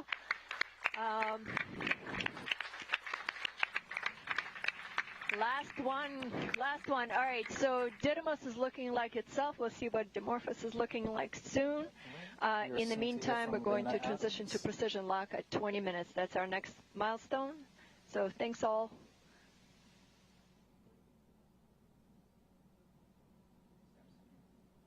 All right, we're about to hear from Lena Adams from the Mission Operations Center. Hi, Samson. Hi, Lena. That sounded very positive. How's it going in there? Oh, it's going great. It's going great. We've locked on Dimorphos. We're maneuvering towards it, and yeah, everything is looking really good. We were at the time of the poll within just a few meters of projected miss distance, which means we were hitting towards the center. And at this point, we're coming back there about 30 meters off the center of the lit portion of Dimorphos as of right now. We've executed 2 burns. And everything's looking on track. Oh, that sounds wonderful, Lena. Thanks so much for that, and good luck on the final stretch. Thank you. Have a good one. All right, Betsy. We had that very positive poll, lots of fantastics, lots of clapping. We heard Lena in a very positive mood. How are you feeling? I'm feeling great. It's amazing to see the actual dots on the screen for real coming down from the spacecraft. Very exciting. Any words of encouragement for the team? I mean, obviously, they're doing a great job. They've practiced a ton, and we're ready. Go Dart. You've heard it all loud and clear, Tahira. All systems are go, and we remain on track for impact. And like Betsy just said, go Dart. Back to you. All right. What an exciting update, Samson. You just heard it. All systems are go. Mission operations confirm the spacecraft is on track for impact. But in order to hit the mark, the test must first locate its target. That's why Johns Hopkins APL engineer Michelle Chen helped develop new autonomous navigation techniques that will ensure a bullseye. Let's take a look. Never in my life would I have thought I would take a couple $100 million spacecraft and crash it into an asteroid. My name is Michelle Chen, and I lead the team that is responsible for the autonomous navigation of DART spacecraft to hit an asteroid. The DART mission is the first planetary defense test mission. Our goal is to hit and impact an asteroid to understand and study the momentum transfer so that we could potentially later down the road, if we need to, deflect an asteroid on its way to Earth. I am the SmartNav lead. SmartNav stands for Small Body Maneuvering, Autonomous Real-Time Navigation. SmartNav, I always consider it sort of like the brains. And so the camera, Draco, is essentially the eyes. The algorithm has to identify and hit the target in the field of view of the camera. We're flying at over 6 kilometers a second. It essentially occupies a pixel up until possibly 30 minutes prior to impact. And then that's where everything gets really exciting. And so you could just imagine if it was a human being joysticking this, Because we don't know for sure what the asteroids look like, our simulation gives us the capability to use different asteroid shapes and asteroid objects to see that our SmartNav algorithm performs against all these unknowns. We're super excited and nervous as well. I love pushing the boundaries, and I love the application of math into real-world problems, and then seeing it actually doing its thing. To me, there's nothing cooler than that. If you're just joining us, we're about 24 minutes away from DART's impact with asteroid Dimorphos. The spacecraft is flying at 4 miles per second, guided only by its autonomous navigation system. I'm here now with Tom Statler, DART program scientist, and Don Graninger, DART impact modeler. Tom, Don, thank you for being here with us tonight. We have some good news happening, but we did just hear about the challenges that DART is facing tonight. So, Don, could you tell us a little bit about what kind of uncertainty exists with a mission like this? Yeah, sure. So what's really interesting is that until just, even a few minutes ago, I feel like we're just getting our first looks at Dimorphos. And so we have absolutely no idea what we're going to be impacting into. It could be covered in rubble pile. It could be just a completely different shape. We don't know until we really write up on that impact. And that's probably one of our biggest uncertainties on this. I mean, but that's what really makes tonight so exciting. And so, Tom, could you expand a little bit more on how we will use this information in the future if all goes successfully? Well, this test is really important to understand how we might be able to deflect asteroids in the future. And when we measure the change in the binary period of Dimorphos, and we will understand how the asteroid reacted to our kinetic impact. And then as we get deeper understanding into exactly what the geology was of that asteroid, that's the basic information that's going to help us refine our physics understanding of asteroids and our ability to compute and predict, like Don does, run these fantastic codes and extend this knowledge to really have a good plan for how we might react if we ever do discover a dangerous asteroid that is different from Dimorphos. Well, hey, I mean, it's better to be safe than sorry. So it sounds like y'all's party is really just getting started after impact. So congratulations on your success so far. It has been a pleasure. Thank you so much. Now, any second, we should be learning if DART has a precision lock on its target Dimorphos. This is a key milestone critical to tonight's success. Samson, mission operations must be buzzing. How are things going? Hey, Tahira. The energy is indeed electric, and the team is hyper-focused. You could hear a pin drop right now as we're coming up on the critical 20-minute mark from impact and expecting to hear from the team that SmartNav is now precision-locked onto Dimorphos, which means that SmartNav will be tracking only Dimorphos from here on out. Why? SmartNav has full confidence that we're in fact tracking Dimorphos, and so we want to remove any confusion by continuing to track Didymos. Because what could happen with Didymos is that its shape could be such that there's a lot of shadowing, which could make it seem in the Draco imagery like multiple blobs, as the team likes to call them. And we don't want SmartNav to mistake any of those blobs for Dimorphos, so we're doing away with tracking Didymos altogether. We are waiting for that announcement of precision lock. All right, we're about to hear from the team. Actually, we have some time until we hear that.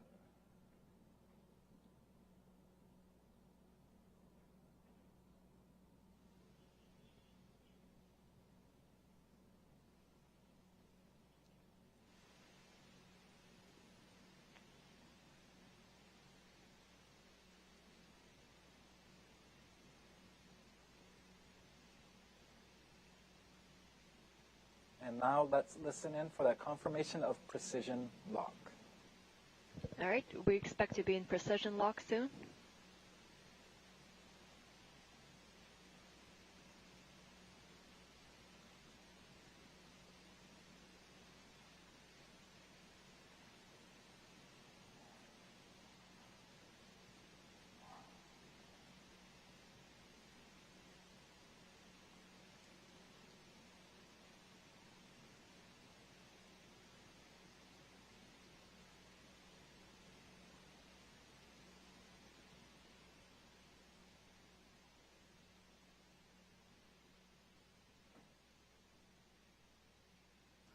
We are waiting for confirmation of precision lock.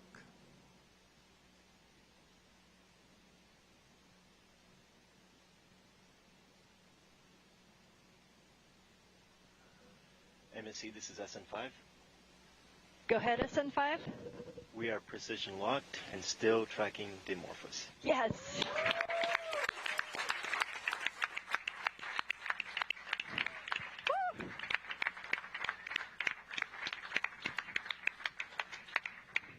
We are soon going to hear again from Elena Adams. This is great. This is DART MSC on DT Mach.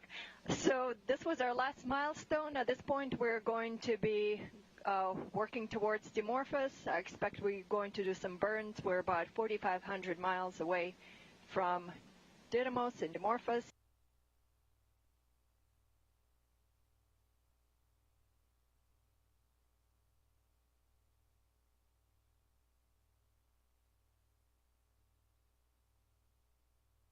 NASA's Planetary Defense Officer. Lindley, you heard Lena, we are now precision locked, a lot of applause, things are looking good. And we are now headed for the moment of truth. How are you holding up? Oh, I'm doing great. You know, the team's been doing great. The spacecraft's doing great. It's this precision lock, you know, is absolute milestone for the terminal phase here. We've got a good signature on Dimorphos.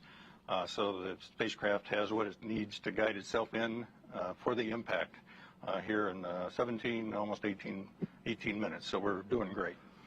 Yep, so close. Very exciting moments ahead. Now, we can't say this enough, and I know you've said it so many times, but it's worth repeating for viewers that Dimorphos is not a threat to Earth, nor will it be after impact, right? No, that's right. This asteroid system is still almost 7 million miles away from the Earth. It's at its closest point in the orbit right now to Earth. So from this point forward, it's going to be moving away from Earth. So there's no chance of anything here. We've got to look for all the other unknown asteroids out there still to find what the hazard really is. Thanks so much, Lindley. I'll catch you on the other side of impact. Okay, if you can. Back to you, Tahira. All right, thanks, Samson. It is amazing to know that we have a precision lock on target Dimorphos. Now, we have a fun way for you to join our mission, and it is by signing up to be a planetary defender. Visit bity.com/planetary defender. Take the quiz and receive a certificate like this one. Now, once it's official, show us on social media using the hashtag Planetary Defender. Now, telescopes from around the world are observing tonight's impact to ensure that how successful we are at changing the asteroid's orbit. They'll be measuring this success. And you may be wondering, how does that happen? Let's go behind the scenes with astronomer Nick Moskovitz at Lowell Observatory, home to the telescope that discovered Pluto, to see what's in store for DART.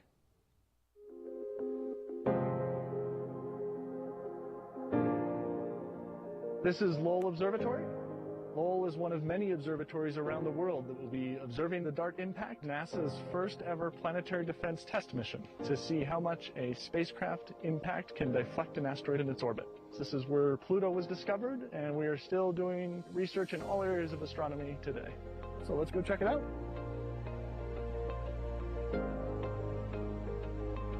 This is the Pluto telescope, the telescope that was used to discover Pluto almost 100 years ago. So here we are at the Clark telescope. This is where Percival Lowell sat to observe Mars. Let's head on over to the Lowell Discovery Telescope, about an hour south of Flagstaff, which is where we are going to be collecting data for the DART mission. The reason we're all the way out here in the middle of this forest is that we have really dark skies here.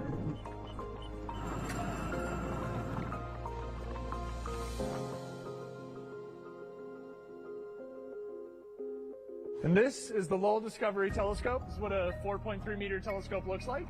This is what we will be using to study Didymos and Dimorphos in the days and weeks after DART impact. The DART spacecraft will be hitting an asteroid called Dimorphos. It's special because it's a binary asteroid, which means a satellite around a larger asteroid called Didymos. And DART will actually be hitting Dimorphos.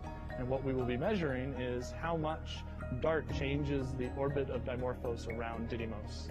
So this is an important test for planetary defense mitigation strategies in case we ever have to do this for real. The Lowell Discovery Telescope is one of many telescopes around the world which will be used to study Didymos and Dimorphos. It's really a global coordinated effort. And what we're looking at here is a large 4.3 meter primary mirror that's in the middle of the telescope tube here. Up at the top is a secondary mirror. The secondary mirror up top there is what is focusing the light down onto the instruments and allows us to take images with the camera that's located down at the bottom. This is maybe one of my favorite hidden rooms at the telescope. We're like standing inside the telescope, underneath the telescope, 100 tons above your head, held up by this and this, which is cool. It's sort of, as you can see, the highest peak around here, just over 8,000 feet. Come up here for sunset, because you have sun setting right there. It's perfect. For DART, we're going to be collecting images of the night sky. And typically an observer would be here in front of one of these consoles, controlling the instrument and taking images like these as they're coming in off the telescope. DART is really a sort of before and after experiment.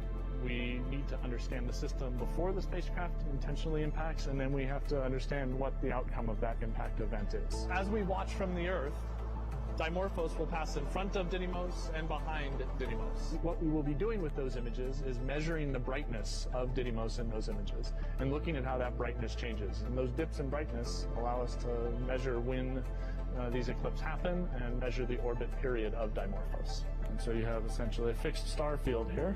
All the white dots are stars of different brightness, and moving through this field is Didymos and Dimorphos, which again, we can't distinguish them as discrete points of light, but we have that small object moving through the field of view. So after impact, we will then be able to go back and start observing intensely, looking for those mutual events, those eclipse events of Dimorphos passing in front of and behind Didymos. And on each one of these frames, we're measuring the brightness to assess whether or not it's undergoing one of these events where Dimorphos is passing in front of or behind, and using those to determine the orbit period of Dimorphos around Didymos. This is such a cool experiment. It's such a singular experiment. Using the ground-based telescopes like this one and others around the world to watch the system and see how it's affected by this impact event, because that's really what's going to give us the answer to what did DART do at the time of impact. And that will be exciting to see how that evolves over the days and weeks following that impact. All right. After a 10-month, 470 million mile journey, DART is just minutes away from making history.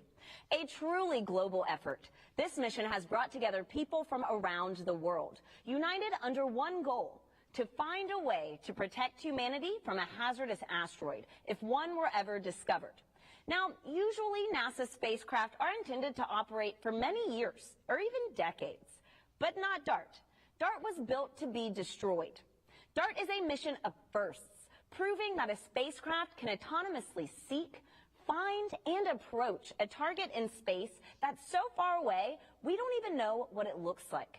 It also marks the first time humanity will have moved a planetary body in the universe. I said that correctly. Now, at this point, the spacecraft is controlling itself, making small maneuvers to ensure it's lined up with its target. DART is speeding through space and will cover the last 4 miles of its journey in just 1 second. Coming up, we'll hear the final updates from mission operators and witness the big moment live from space. Samson, you have the best seat in the house. How are we looking? You're right, Tahira. Front row tickets to the biggest event in town, and things are looking good. We are T-minus 10 minutes to impact, and DART is precision locked onto Dimorphos and zooming down the home stretch. Now, we have a lot to cover in the time we have left, and I'm thrilled to have with me Lori Glaze, Director of NASA's Planetary Science Division, with me for the ride. Lori, such a pleasure to have you. Oh my gosh, I am so excited to be here and really happy that we are here in this final 10 minutes. We are almost there. Well, you were just in the thick of it with the team up until a few minutes ago. What is the atmosphere like in there? I can only imagine. It's great. I mean, they're excited. Every time there's a marker that we meet a milestone, everyone is cheering and very excited. But there's also almost a sense of a calm confidence that with every milestone, everything's going as planned. We're found and we locked on the target as planned, pretty much at the right time. They're looking at the brightness and the reflectivity of the object, and it's more or less what they expected. Everything is performing as expected, and so there's a lot of cheering and happiness, but just kind of a sense, hey, you know, we've been planning for this a long time, and we've got it. We've got this. We've been planning for this. We can hear applause left and right throughout this evening, all good signs. What are they focused on at this critical juncture, Lori? It is basically years of planning, 10 months of making sure we get to this point after launch, and they've been juggling a lot. Is there anything in particular that they are glued on as we enter this moment of truth? Yeah, so the main thing they've been watching is, you know, getting to that point where we could do the precision lock, where we had good enough signal coming back and enough confidence in where we are relative to Dimorphos that we could really do that precision lock onto the target. And it's hands off now, right? We're not, you know, the spacecraft is going to drive itself, and really focused on that, you know, that point where they could be precision locked. And they're also thinking about looking at and reassessing continuously what's the probability of miss, right? As you get closer and closer, that probability should get smaller and smaller, and it is. It looks really, really good right now. Well, it sounds like the game of thinking, of wondering, really doesn't end until that last second comes to pass. So they can do a lot of great up until this point. We just have to see this through to these last few minutes. Well, and in a few minutes, speaking of that, all the years of thinking, of doing, planning, reacting is finally coming to an end. From 5 minutes to impact, there will be no more opportunity to send any commands to SmartNav in the Mission Operations Center. The team will be purely spectators, the data coming in, and they are just waiting it out like the rest of us for the first time. Lori, this is huge both from an operational perspective and also an emotional one, isn't it? Yeah, it is. I mean, you can imagine, you know, I'm really excited about it, and I've been engaged with this mission for, you know, the last 4.5 years that I've been in my current role. But this team has been working so hard on this for so many years, and they've put so much of their energy and their time into this, and so much planning and rehearsing, and you know, it's a really big event for them to, like you say, just counting down and watching. At this point, there's not much else they can do but watch and see the fruits of all their work. Yeah, I've gotten to know many members of this team over the past few months, and you know, there's a lot of alpha individuals on there, right? You need a good mix of alpha people to make sure we get to this point. I can only imagine what they're feeling. Perhaps, like you said, a little bit of relief, a little bit of, can I let this go? I have worked for this moment so long, and now we can no longer do anything. That moment is just coming up. Yeah, but I think they're ready. I think they're at that point. You know, you're getting some shots of Elena Adams, the systems engineer, and you can see the excitement in her voice. She's so ready to show the success of this mission. This is awesome. 5 minutes out, which we're coming up on now. The team will be hands off 2.5 minutes from impact. SmartNav, which has been guiding the spacecraft autonomously for 4 hours, will also step away, stop any maneuvers. DART will simply be coasting to its fate. This is blockbuster stuff, Lori. Oh, yeah. Oh, yeah. We are there. Yeah. I have front row tickets, and we are very soon about to open up these airwaves in the Mission Operations Center. We'll stay plugged in all the way through impact. Remember, at this point, 5 minutes out, no more commands to SmartNav will be possible. The team is watching it just like you and me and the rest of us.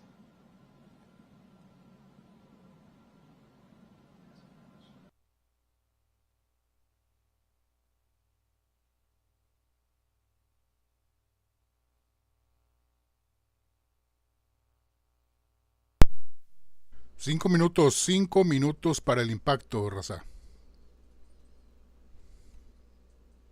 Have front row tickets, and we are very soon about to open up these airwaves in the Mission Operations Center. We'll stay plugged in all the way through impact. Remember, at this point, 5 minutes out, no more commands to SmartNav will be possible. The team is watching it just like you and me and the rest of us.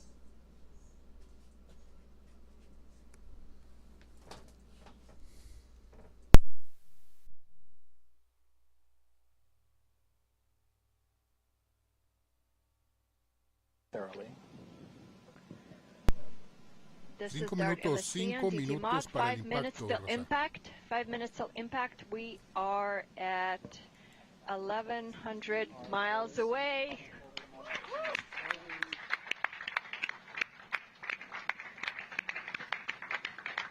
Also, our window for sending any commands to the spacecraft is done. Contingency's done.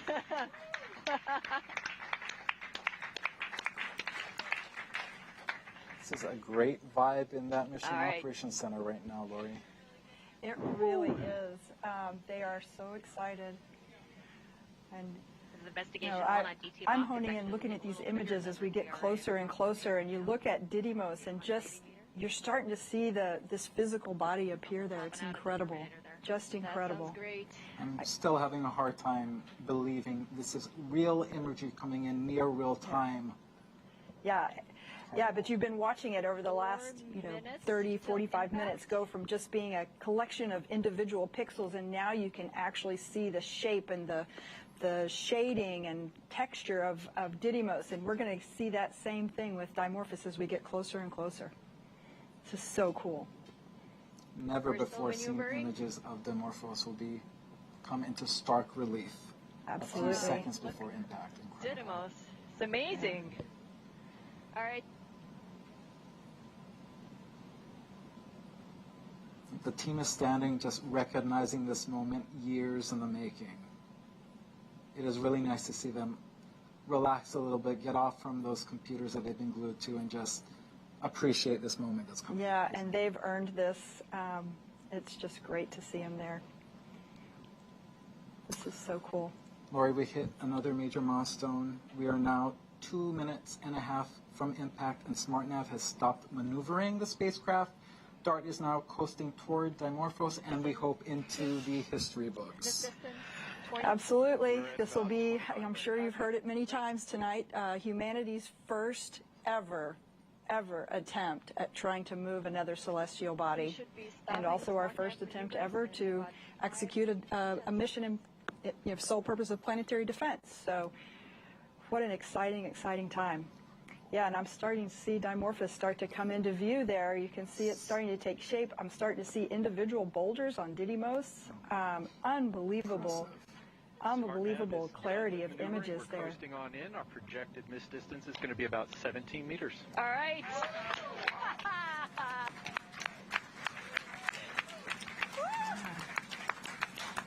All eyes on this event. Space telescopes, ground telescopes from every continent on Earth. Yeah. Yeah. All right. 2 minutes out. Does not look like one single rock to me. Oh, boy, we're getting close. 14,000 miles per hour, Lori. 14,000 miles per hour, and remember,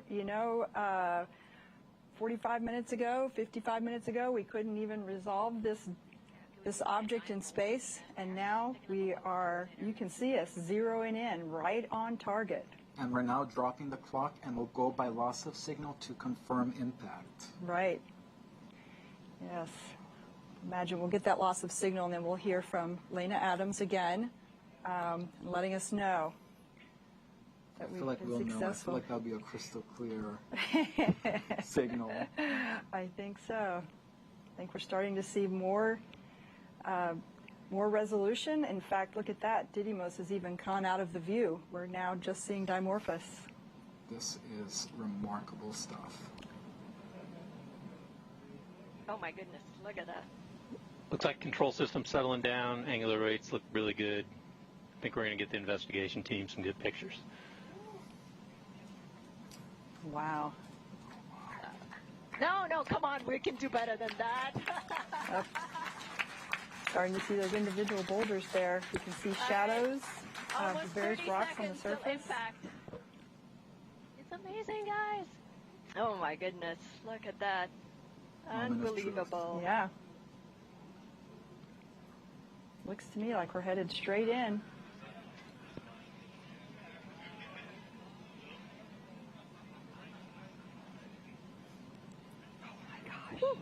Oh, wow. Yeah. Oh my goodness. 8, Yeah. 7, Oh, 6, wow. 5, 4, 3, 2, What?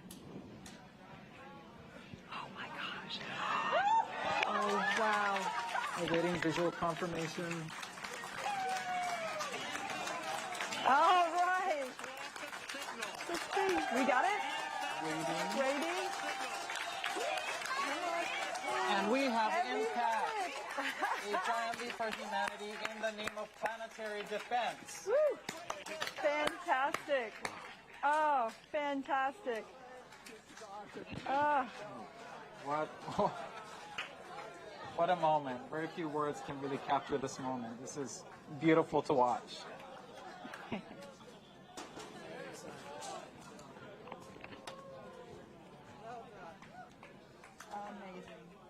Amazing. What a team. What a team and what an accomplishment. Team. A few weeks ago, they had their last dress rehearsal. They were getting emotional at the dress rehearsal. And they're like, this is crazy. We're getting emotional. This is not the real thing. I can only imagine what they are feeling right now. Yes. Well, you can see them there on screen. They're all pretty excited. Wow. Hearing Impact, the curtains close on Draco Feed. That raw joy from the team, years of hard work and the weight of expectation lifted off their shoulders. This is amazing.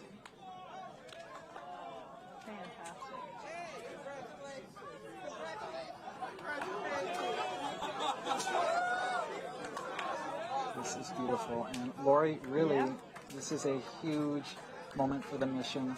Lots more work needs to happen in the days, weeks, Absolutely. Months. Now, as I always say, it's one of my favorite missions. Now is when the science starts. It just starts now. Now that we've El impacto se dio, raza. El impacto se dio. Ahora vamos a ver si se movió. Effective we were. We're going to train all of those ground-based telescopes on the Didymos Dimorphos system, and we're going to make measurements that will help us determine just what its orbit looks like now relative to what it was before. So.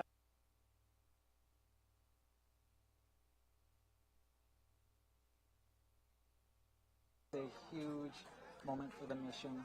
Lots more work needs to happen in the days, weeks, Absolutely. Months. Now, as I always say, it's one of my favorite missions. Now is when the science starts. It just starts now. Now that we've El impacto se dio, raza. El impacto se dio. Ahora vamos a ver si se movió. Effective we were. We're going to train all of those ground-based telescopes on the Didymos Dimorphos.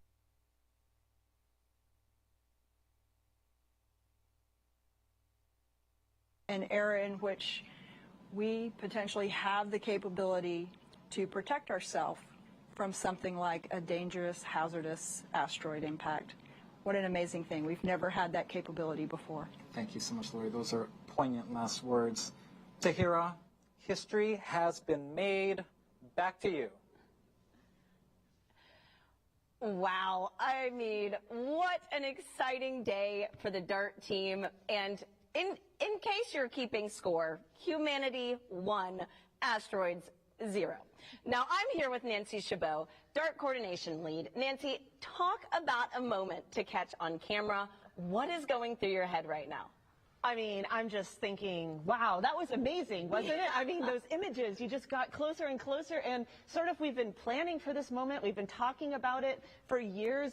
At APL here, we've been working on this since 2015, and I've been talking, these are the images that we're going to see, and they're going to be spectacular. And I think even then they exceeded my expectations of just zooming in like that, and it really is just such the team accomplishment, and to get to this moment over so many years. And I don't have to talk about it as coming anymore. It's happened now. We have done this. It's happened, and it is just incredible that as humans, we have done this. We did this.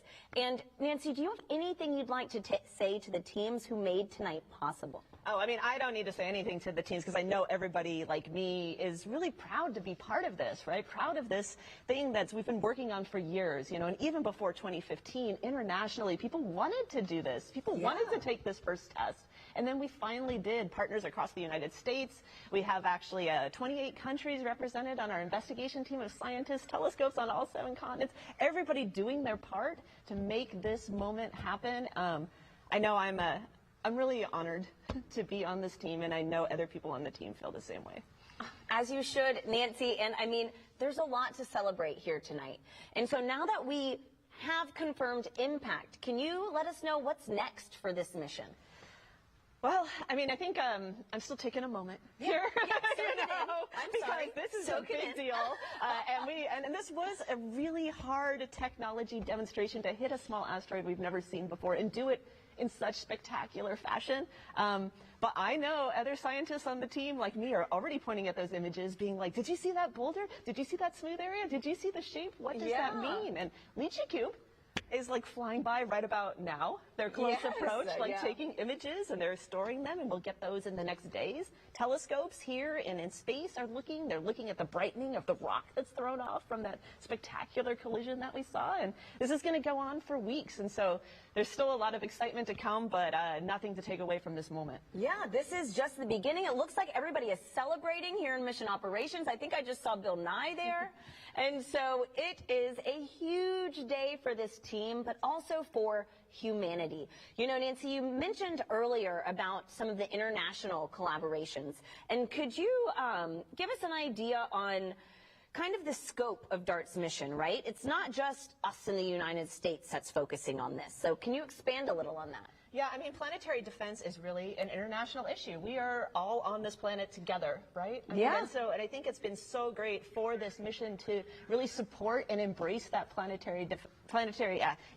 international cooperation for planetary defense, so that we can maximize what we learn.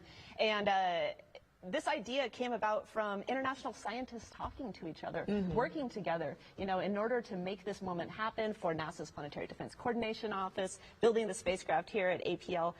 But really, scientists around the world are ready to study the, what did we do to Dimorphos? But more importantly, what does that mean for potentially applying this in the future? I mean, DART really is just the start. It's just the first planetary defense test mission. It was spectacular, and it's accomplished, and we'll figure out how effective it was. That's really what we're going to learn in the next.